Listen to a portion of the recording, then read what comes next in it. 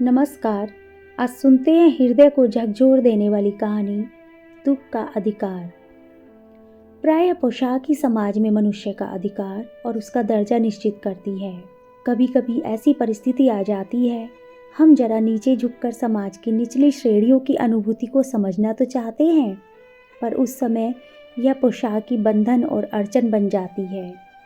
उस दिन बाजार में फुटपाथ पर कुछ खरबूजे डलिया में और कुछ जमीन पर बिक्री के लिए रखे जान पड़ते थे।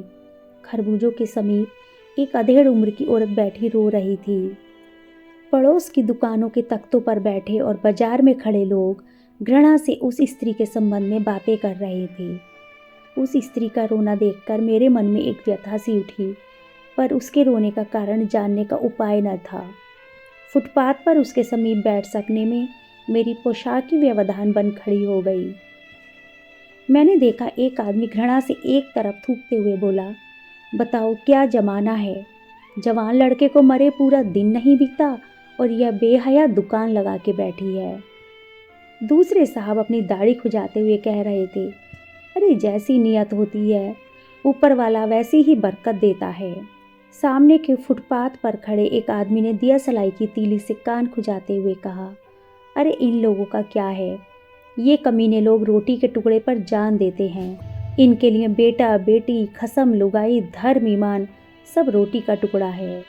परचून की दुकान पर बैठे दुकानदार ने भी कहा, अरे भाई इनके लिए मरे जिए का कोई मतलब ना हो, पर दूसरे के धर्म ईमान का तो इन्हें ख्याल रखना चाहिए।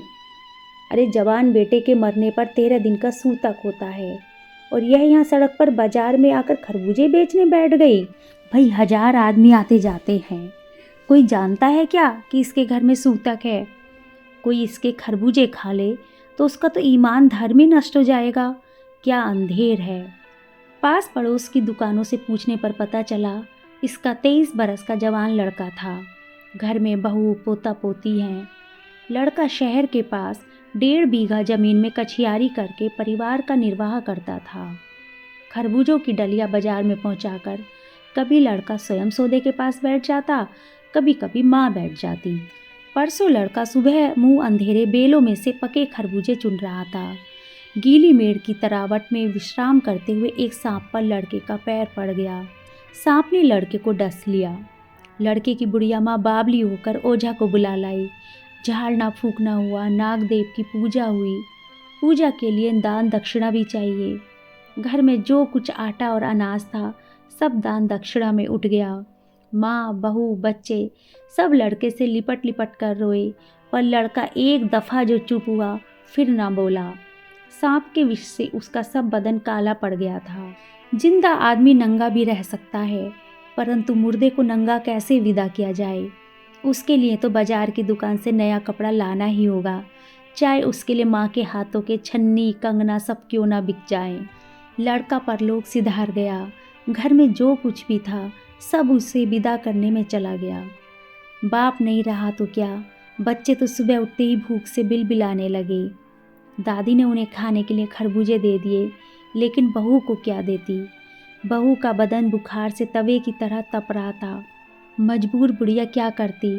रोते रोते बेचारी खरबूजे ही डलिया में समेटकर बाजार की ओर चली और कोई चारा भी तो ना था। साहस करके बुढ़िया खरबूजे बेचने तो आ गई, परंतु दुख के मारे और शर्म के मारे सिर को घुटनों पर टिकाए फफक फफक कर रो रही थी। कल जिसका बेटा चल बसा, आज वह बाजार में सौदा बेचने चली है। हाय रे पत्थर दिल। उस पुत्र वियोगिनी के दुख का अंदाजा लगाने के लिए पिछले ही साल अपने पड़ोस में पुत्र की मृत्यु से दुखी माता की बात मैं सोचने लगा। वह संभ्रांत महिला पुत्र की मृत्यु के बाद 2.5 मास तक पलंग से उठ भी ना सकी थी। 15-15 मिनट बाद पुत्र वियोग से उनको मूर्छा आ जाती थी और मूर्छा न आने की अवस्था में आंखों से आंसू भी ना रुक सकते थे। 2-2 डॉक्टर हर समय सिरहाने बैठे रहते थे। शहर भर के लोगों के मन उस पुत्र शोक से द्रवित हो उठे थे। मेरे मन की स्थिति अजीब हो रही थी। जब मन को सूझकर रास्ता नहीं मिलता तो बेचैनी से कदम तेज हो जाते हैं। उसी हालत में मैं भी नाक ऊपर उठाए राह चलतों से ठोकरे खाता चला जा रहा था। सोच रहा था शोक करने गम मनाने के लिए भी सहूलियत चाहिए और दुखी होने का भी एक अधिकार होता है। दुख का अधिकार प्रसिद्ध लेखक यशपाल की एक कहानी है जो बताती है दुख तो हर किसी को होता है, चाहे वो अमीर हो या गरीब।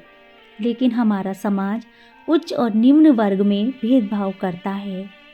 संपन्न वर्ग को ही दुख मनाने और सहानुभूति पाने का अधिकार होता है, जबकि गरीब लोग अपनी मजबूरी में उसे ठीक से व्यक्त भी नहीं कर पाते। जैसे खरबूजे बेचती एक गरीब माँ के दुख पर लोग घृणा करते हैं और जबकि एक धनी माँ के दुख पर पूरा शहर रोता है। कहानी सुनने के लिए धन्यवाद।